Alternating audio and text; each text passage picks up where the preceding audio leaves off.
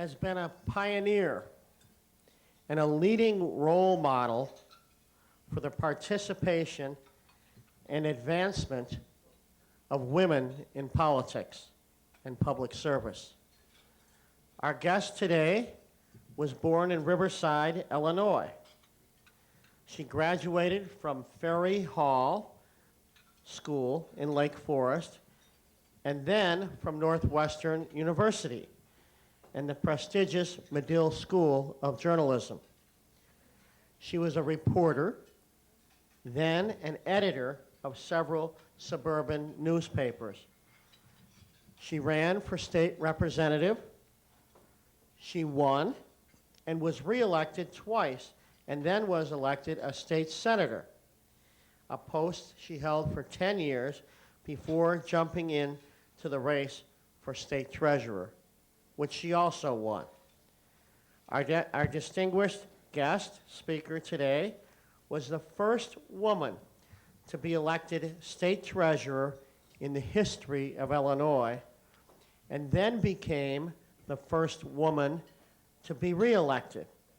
Ladies and gentlemen, it gives me great pleasure to welcome once again to the City Club of Chicago our state treasurer, Judy Barr Topinka. Judy? Thanks, Jay. Well, thank you so much. I mean, I'll tell you, to follow Jay Doherty is really something. I mean, he is just one of the coolest guys I know, one of my favoriteest of all Democrats.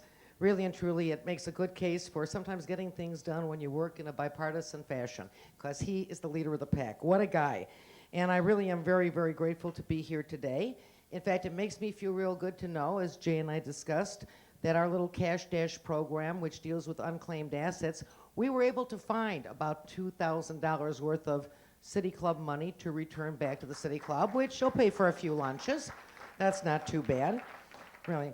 And I really do have to acknowledge the Salvation Army, my couturier. You know, that is just too terrific, because really, I think if you look at my checkbook or my charge account, you can see how much time I spend at the Salvation Army. My office sends me there for therapy. They said it was cheaper than a psychiatrist. And I go and I putz and I find all these great, great treasures. So I certainly encourage everybody to go there and do this. Well, you know, as I kind of look around the crowd, Jim Ryan had told me that I better check the crowd ahead of time, because people have been known to lurch out at you and, you know, do those things. And you look relatively harmless. No one's thrown any food at me yet, so I'm feeling pretty good about this. That's neat. And we have a lot of interesting things to talk about today, and probably first and foremost is the fact of the state budget, you know, which at this point, you know, we're in the tank. We've got about $1.2 billion in the hole here, and the outlook for next year doesn't seem to look much better than it does for this year. In fact, you know, as we look forward to how do we pay bills this year, there's already a question of how we're going to pay bills next year. So as treasurer, it is of great concern to me. It ought to be of great concern to you as well. Now, the other day, I was quoted as saying that possibly some of this happened because the state had run around spending money like a bunch of drunken sailors. Now, this is a politically correct world. I did not wish to create any offense with the U.S. Navy.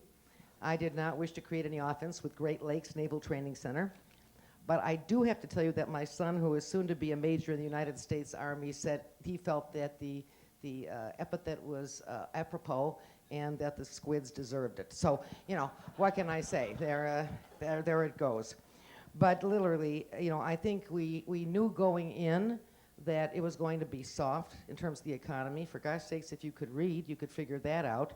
However, apparently, a lot of folks in the state could not, and kind of maybe overreached a bit.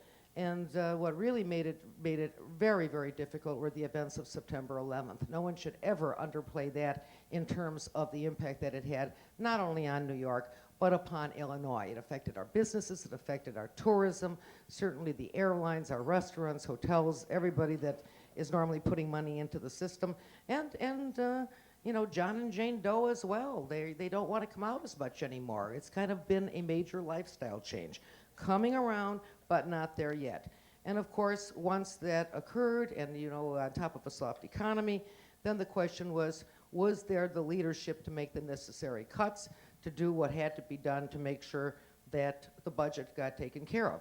Now, by putting it off till now, there's almost no way that we can pay our bill in fiscal 92 this year, as I think any of you who may be unfortunate enough to make your living dealing with the state of Illinois can attest to. At this point, vendors are now going roughly around 120 days without payment of their invoices, and it really causes a financial problem for them because we are running the state of Illinois on the backs of the private sector, and not very well indeed.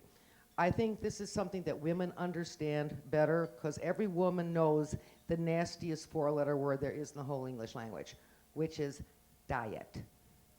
Okay? State government needs to go on a diet. And not only a diet, it probably should have spent maybe 1 or 2 years looking at its nutrition just leading up to this. In our office, we've cut our budget 5% this year, and I've directed my staff to do the same for next year. And I hope that other agencies in state government will do the same because cuts will have to be made. And it's not going to make anybody happy. We don't intend to lay anybody off in our office because we think the people in our office who are extremely talented, cross-trained, and you heard Jay talk about Chuck Hagopian. I have a number of folks here today. They're very, very good. They're our best resource. They're the ones that make our office work. We are not going to cut them, but we will pull in our horns a bit, as private industry has been doing for 2 years now. Why should state government or any government be any different? And there we are. So it's likely, too, that the legislature is going to have to look at what we cleverly call revenue enhancements. Most of us interpret that to mean taxes, but literally there will be some creative ideas, probably something like auctioning off riverboat licenses, which I don't think anybody has to cry over, or hold a tag day. They're doing quite well and can probably participate in this because they've had a monopoly since it's been started. And also, too, probably cigarettes. This bothers me as a smoker, because I'm going to have to smoke more and more expensively just for education and the kids of Illinois. But I'm doing my best. I've sacrificed my lungs on the altar of education. But, and nevertheless, we probably will see an increase in the cigarette tax, which I think the public would probably support.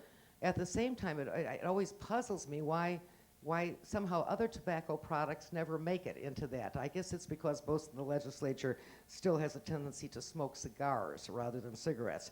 So we haven't seen them pull into it, but I think that's a potential revenue enhancer as well.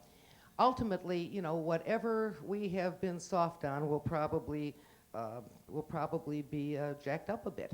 As my mother always said, you never give away what you can sell. Okay. My mother knew. And I listened to my mother. So as a result, I think you'll see the state ultimately following that little dictum as well.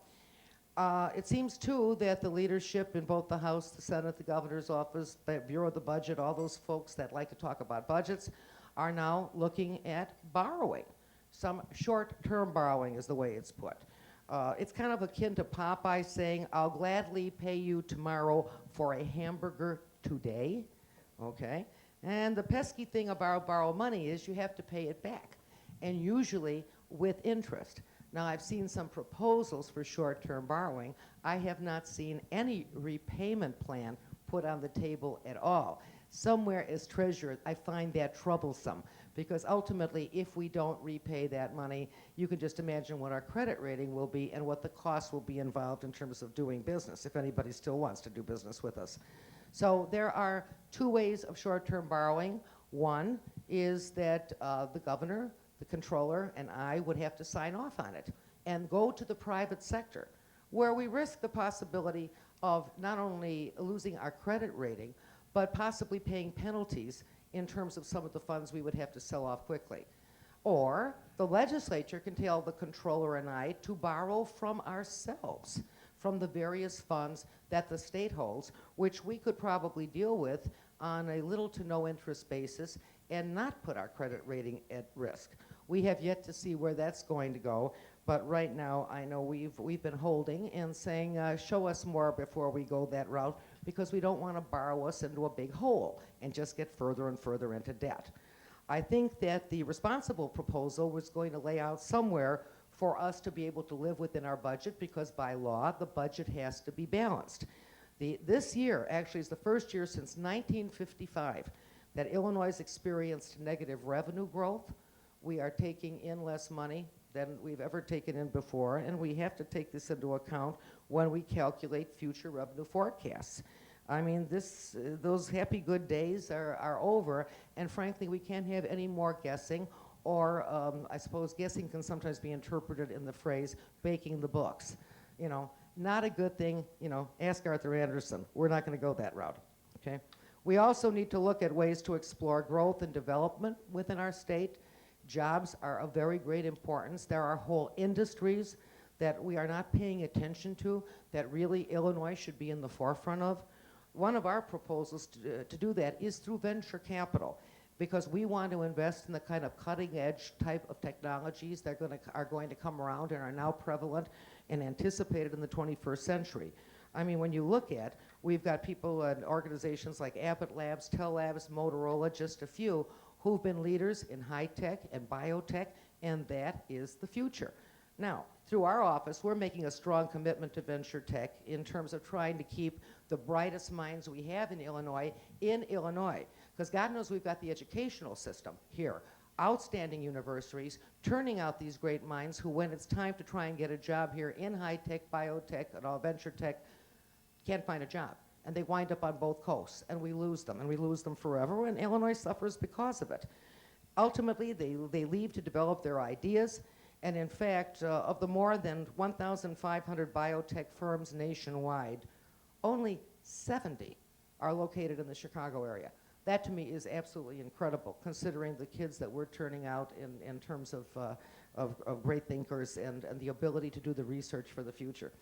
We need to be a leader in technology, and that's why I'm pleased that our venture tech bill, which allows us to invest money in venture tech companies, has passed a Senate committee last week and is moving forward, seemingly with the support of the business community and all others. We also have just announced another new initiative to bring movies and film and commercials and all of those wonderful things that I always thought Illinois was known for. I mean, I thought next to Hollywood, we were a pretty hot commodity. But now, I guess, if you want to film and show Chicago and Illinois, you go to Canada to show what we look like. Well, why can't we film Illinois for Illinois, Chicago for Chicago? Our program is called Lights, Camera, Illinois. It provides low-interest money for filmmakers to shoot their movies in Illinois. And we are working with some of the major studios. We've developed a program which we think making movies here in Illinois is just more attractive, and that's what we're going to have to do. We have to compete with other states. We have to compete with foreign countries, and to do that, part of the deal, if we get all these movies made in Illinois, is I get to be in any movie with Sean Connery. Anyone that's shot here. That's the deal. I'm in. And before you know it, I'll be writing little notes back to you from Scotland. You just watch. My chalet in Scotland, no matter. But really, we're also about to unveil a program called Our Own Home. And it addresses a problem that really has been very difficult in Chicagoland for quite a while. It's predatory lending.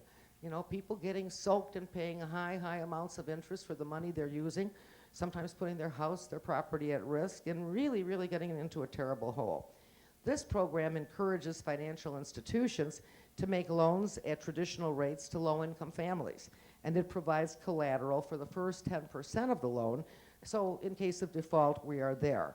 And it makes it more likely that a bank would make a conventional loan to a family with maybe tarnished credit history or no credit history, but it gets them started. Now, it's not going to solve the whole predatory loan situation, but it will take a certain percentage off of it and get them into traditional banking, dealing in normal banking procedures without having to go to these legitimized loan sharks.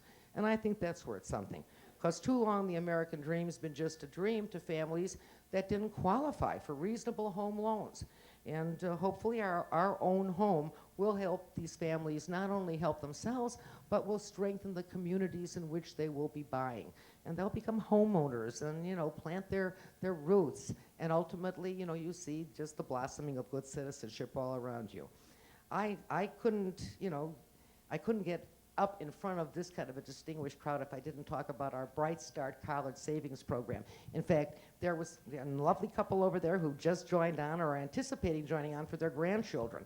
And I would encourage all of you to join our Bright Start College Savings Program because it is literally one of the 5 fastest growing college savings programs in the United States.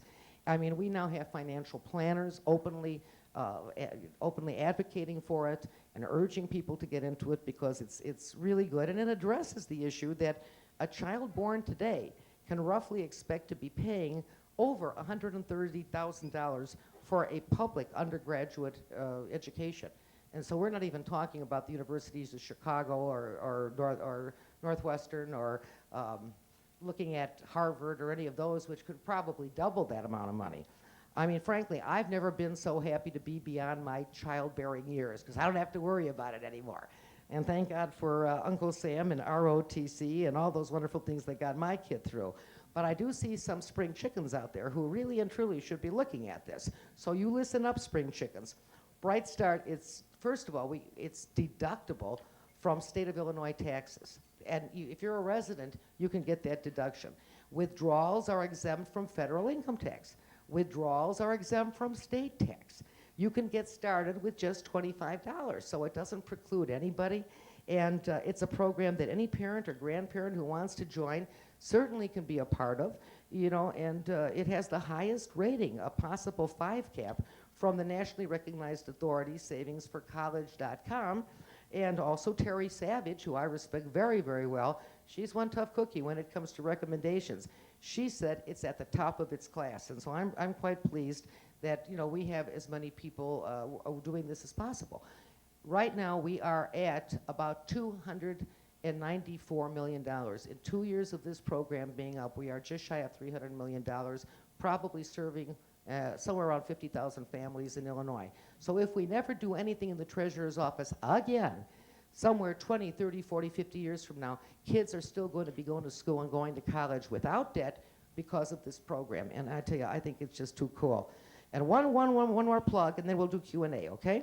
And that is, we do unclaimed property. As I said, we found some money for City Club. I hope that we can bring our computers here and run all your names through and try and give money back to you. In the 2 years we've had this program, we have now returned to the public somewhere around $98 million.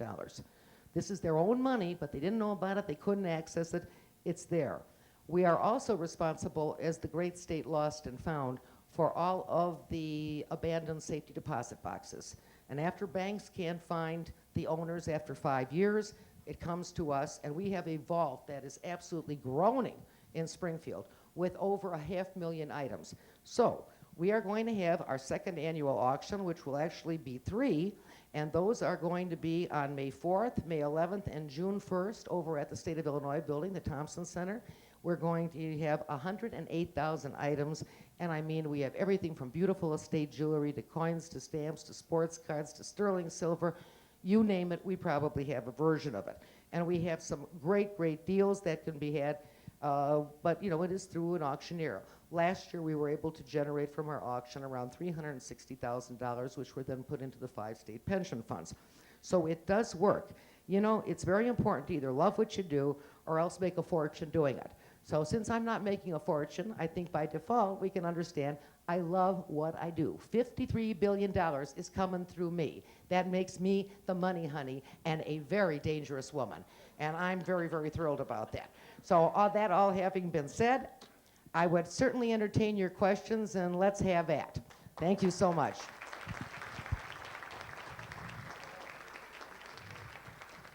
And what you have to do, because Jay told me very specifically, you have to go, they're very good. Yeah, you go to that microphone because that way you get on TV and the talent scouts are watching, and our film business here will just get that much better. Go for it. All right. Oh, and give your name, whom you represent, social security number, whatever we could do. Judy, I'm on Joyce Saxon. I'm on the Board of Governors of the City Club of Chicago, as you know. And my question is, the tobacco money that was awarded to every state in compensation, I've read horrible reports how they're mortgaging the future and they're taking $5 million that's coming to them and they're getting $1 million now just to get it. Are we doing that too? Well, the first load that came through, now theoretically we're supposed to get this money, and I hate to call it free money, but to differentiate it from tax dollars, this comes from a lawsuit, so, we were to get $9 billion. We currently have almost $1 billion of that in escrow pending a lawsuit where the attorneys who worked on that case are saying that their percentage is almost $1 billion of that. So that takes us down to 8. And one of the proposals we had was let us invest all or part of that money so it becomes kind of like a golden goose. It'll keep generating those eggs. The legislature, in its wisdom, saw fit to send us those goofy checks before the last election.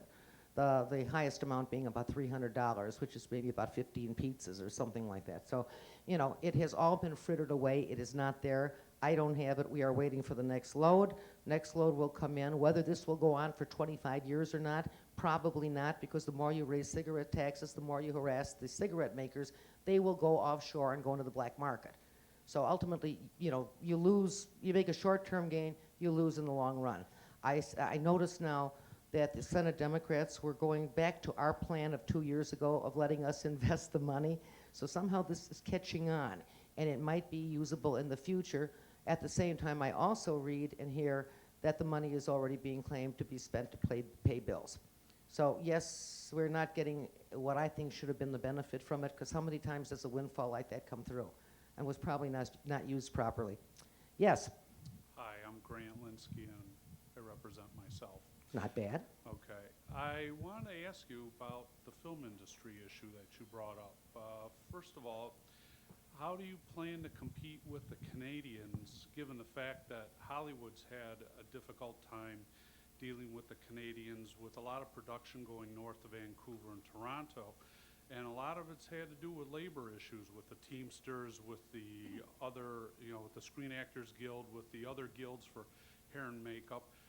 That's going to be applicable anywhere in the United States. How are we going to get around that in the state of Illinois, and how would you subsidize the producers to make an even playing field versus the Canadians?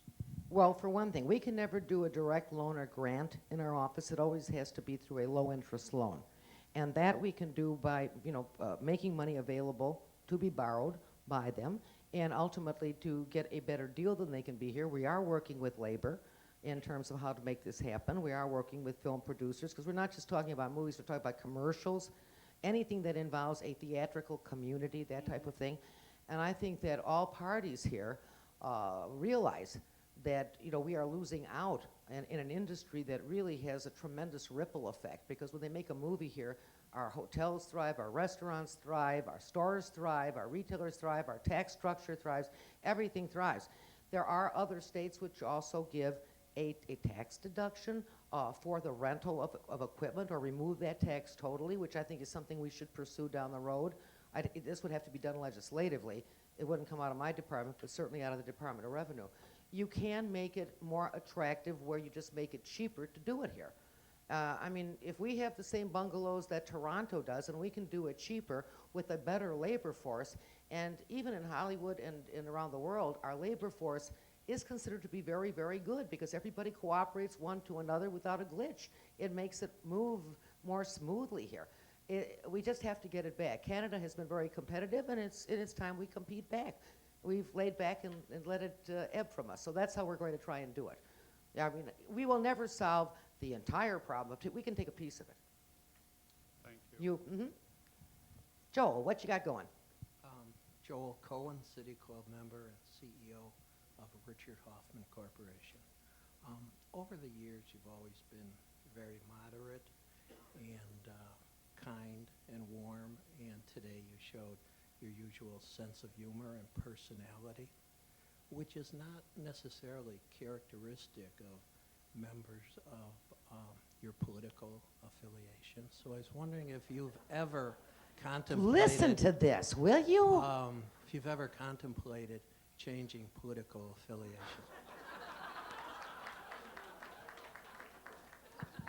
Good, great. I will take that as a compliment that you're trying to recruit me, okay? No, that you would suggest that Democrats have more fun? Is that what you're saying? That your parties are better? Parties, small p, Large P. large, well, goodness gracious. No, I don't think, you have to be a sourpuss to be in government, for God's sakes. I mean, why not just enjoy every day as it comes along? Dealing with people is good. It really, I'm quite happy in the Republican Party because of the fiscal angle of it. I think that's probably the big differentiation between parties. I think I would agree with you that I'm warm, wonderful, brilliant, fuzzy, all that good stuff. I would agree with you totally. But where we might diverge is I'm going to absolutely make sure that in order to advance that I know how to pay for it. That's always been a big bugbear for me in government, that people run off being warm, fuzzy, cute, and cuddly, and there's lots of programs for all that. But we just never somehow get to the point of wanting to be responsible enough to pay for it. And I think that's kind of what keeps me in the Republican Party. But I love my Democrats, too. I mean, you are warm and wonderful. You are really cute. Oh, you're especially cute, Joel. Yeah, all right. Next, I can hardly wait for the next question. Good gosh. They're getting better. Roll in. Good afternoon. My name is John Somerville. I'm just here representing myself. I have two questions. About 2 weeks ago, you criticized the state government for spending like a drunken sailor. How does the fact that your office spending is up 37% since taking office, which is more than twice the rate of inflation, track with your criticism of the governor and the legislature for spending like a drunken sailor? Oh, sounds like my opponent wrote this question. Okay, good enough. Have you been drinking too? No, I don't drink. If you'll notice, this is my perennial coffee cup, so that's not. No, we have risen probably no more than about 4% every year. We've tried to keep it under that as well. And I think we have tried to address the question of rising and taking on new programs as well. Because we took over unclaimed assets 2 years ago, which was 62 new people, a whole brand new program, 5.3 million names and over $1 billion in assets that we had to do. We've started the college savings program. We've also, our Illinois funds, which is a savings program, a money market fund for taxing bodies, has gone from 1.6 billion to over $5 billion with no subsidies and now AAA rated. So all of those have demanded some attention. I mean, we couldn't do it with just what we had, but I think we have kept it remarkably well in line, and I don't think it's been anywhere close to a drunken sailor or a non-drunken sailor. So that's my answer. Question number two. Oh, good. We see you often on TV touting the state's Bright Start College Savings Program. Mm-hmm. How well has that fund performed relative to other states? It has performed very well, and for those states that may sell a little bit more than we do, it's because they do it on a commission basis. So they do pay people to do it. And we don't charge commissions. It gets plowed right back into the Bright Start program. So overall, it is cheaper and better for us to do it. Also, too, I think it's interesting to note that when you see those commercials on TV, unlike the organ transplant commercials that you see, which are paid for by $1 million of appropriated taxpayers' money, we do not pay for that. It's all part of the marketing plan, which was done by Solomon Smith Barney, which was achieved by public bidding. So we think it's pretty darn good. Terry Savage thinks it's good. Various financial companies all over the state are recommending it, so we think it's quite good.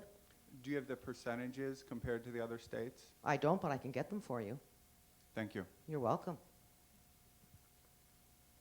He doesn't think I'm warm and fuzzy. Get Joel back. Okay. Okay. Jeff Berkowitz.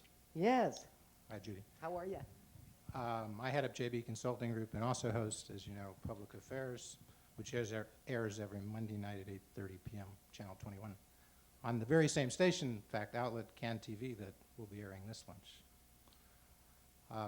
You mentioned in talking about casino licenses, I think you mentioned that they could be auctioned off. Mm-hmm. I wasn't sure if you were saying you favored that, so I wonder if we could get more Yes, specific. I favored it. Yes. So does that mean, I think they come up for renewal every 3 years, and so would you say, as they come up, if I'm correct on that, that you auction it off, and so the person or entity that currently holds it would have to compete in that auction with others, and it would go to the highest bidder? Why not? Okay. Why not? You know, I mean, right now, for a very piddling investment that is probably paid off, you know, in the first 3 weeks of operation, you know, we wind up with folks who are making tremendous profits here. And really and truly, I think they would be in a position to be able to share. And would that be, is that a part of the role of the state treasurer to advocate for positions, as you just did, both to the legislature and generate support to the, in fact, advocate to the general public in general? And if that is, what's the scope? How far should you go? What types of issues should you be an advocate on? Well, I think anything that involves the finances of the state are fair game. You know, I may not get into other legislation unless I have a personal interest and things of that sort, and I will on occasion do that because, like, Veterans Affairs and animal welfare are of interest and not their personal interest, and I will talk to my friends in the legislature about them just as any other taxpayer would. But at the same time, if it has a fiscal impact upon the state of Illinois, I think it's fair game that I voice an opinion.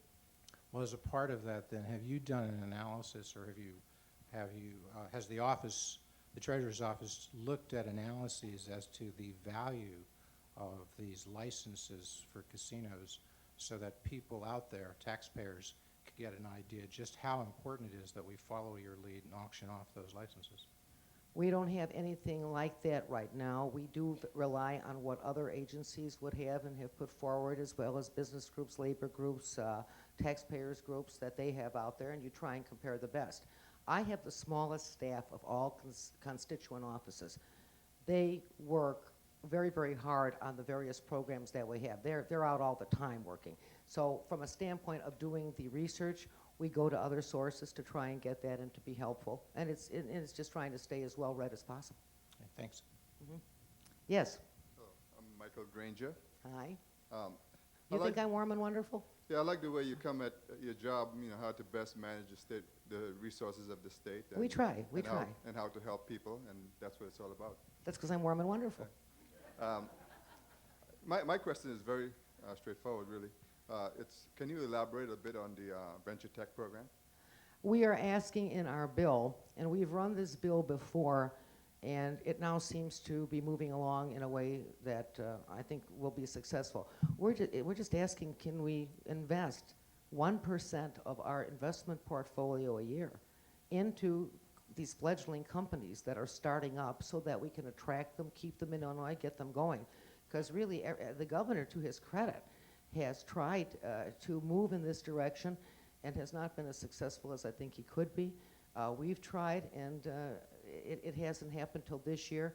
And I think finally there is a feeling that if we don't do this, you know, our companies are just going to lose entirely. So it's only 1%. It's not a tremendous amount of money, but it's a leg up. And I think it's a sign of life. And if it works and works well, we can see if we can do more with this. Will that go directly to the companies, or would it be through some intermediary, like, say, a fund, a venture capital fund, that would then invest in the companies? It would go in the venture capital fund, and then they would invest in the companies. Okay. Okay. And there will be a selection process? Oh, yeah. I mean, everything we do in our office is extremely open. I come from a press background, and I get very, very touchy about the fact of things that, you know, are not available. So if we don't have it, we will find it. We will make it available to you. We'll get it somewhere. Thank you very much. You're welcome. Hi. Hi, I'm LaVon Macon. I'm with Skyline Equities Realty, and I'm a new City Club member. That's good. Everybody should be a member of the City Club. It's good. Yes. Paid political announcement. Thank you, Jay. I'm interested, when is our own home program going to be available to the consumer? And what other things is the state government working on in the area of predatory lending? We now have a bill. Well, this bill that we got the authority for in terms of doing our own home. We're already through on that. That should come up in about a month. We have worked with neighborhood groups. We've worked with banks. We've locked them in a room and said, you know, you've got to come up with something that will benefit both. And so we have already gotten legislation that makes it a little better on the predatory lending part, so that we can loan money at a less interest rate to get people through it. I don't know how you solve the whole problem of predatory lending. The reason being that people sometimes need money quickly. And for whatever reason, they don't have a credit rating, or, you know, they are a bad credit risk. And traditional companies will not see them through because they don't want to lose further. So because of healthcare, divorce, catastrophe, whatever, you know, they are going to seek that out. That's why, my God, the mafia has been in business for this for years doing this. So I don't know how you get at the problem totally, but you can pick off parts of it, and that's what we're trying to do piece by piece by piece, and we'll see how successful we are. We also do a thing on disaster relief where we can do extremely low interest loans, no more than 3%, to get people up and around and bridge them till they get their insurance. I was down in Fairfield, Illinois last week where there were, you know, we had the unlucky title of having the first fatality from a tornado in the United States down there, to see if we can get people up and around and their businesses up and around. We have our Bank at School program, which now has well over 300,000 youngsters participating through our local banks, savings and loans, and credit unions, teaching them money management. We do a women's seminar every year. We've got part of it going on right now, tied into the Federal Reserve, on women and banking and financial planning. And that's going on in the Thompson Center, so if you get a chance, you might want to run over there. That's working very, very well. And we also have the Illinois funds, which work with taxing bodies, and we have well over a third of all the taxing bodies in the state of Illinois in there now. And as I said, it's over $5 billion now in terms of pooled investments, so that we can make more money for these communities and other taxing bodies than they could make on their own, which can often make a big difference in who can afford another ambulance, who can buy another fire truck, you know, that type of thing. And we also have something in there called ePay, which is now, we've been able to negotiate under one credit card, under a credit card umbrella, the ability for taxing bodies to work underneath our umbrella at a lower rate of interest, so that they can make available to their constituencies public services. So, you know, if you call up a town that's got ePay, you can call on the phone and charge your dog license, and you won't have to wait in line. The municipality gets its money right up front. The dog license comes, and you pay it through a charge card, just as if you're dealing with the private sector, and you won't have to wait in line or be inconvenienced. So that's going on all over Illinois. We have a lot going on in our office, and I can give you rather than everybody's here at lunch and so on. Yeah. I'd be happy to give you a whole packet of stuff, and you can just, enjoy, because we have a very, very active office. Oh, great, thank you. Thank you. You've been wonderful. I thank you all, Jay. And here's Jay. Good. All right. Thank you. Now, hold on.